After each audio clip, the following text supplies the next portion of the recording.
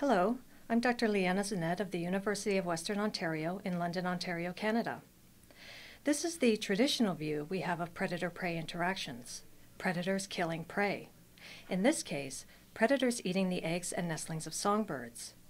Predators, of course, also scare prey, and our research shows that fear itself is powerful enough to affect the population dynamics of wildlife.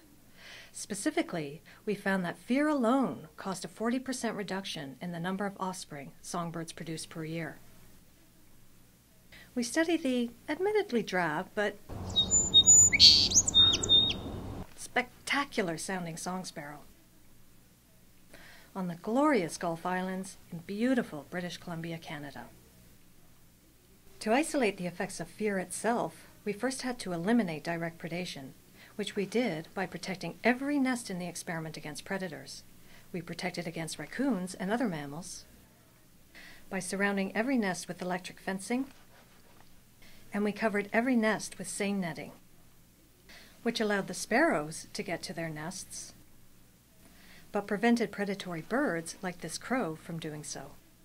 We were able to verify that we had successfully eliminated direct predation by placing miniature cameras on every nest that permitted us to record everything that happened, using several custom-built continuous video surveillance systems. To manipulate fear, we hung speakers from trees every 0.4 hectares over a 16-hectare area, some of which broadcast predator calls and sounds, like this raven, while speakers at other locations broadcast non-predator calls and sounds.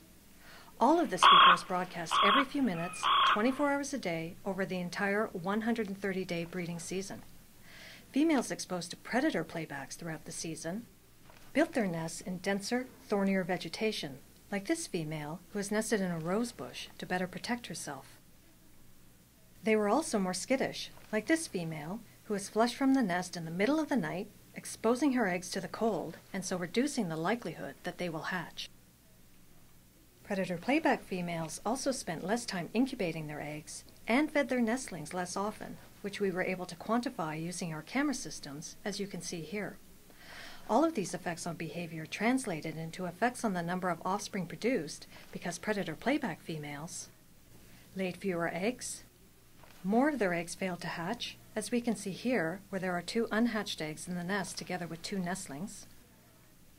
And a greater proportion of their nestlings starved to death, which is what is happening here.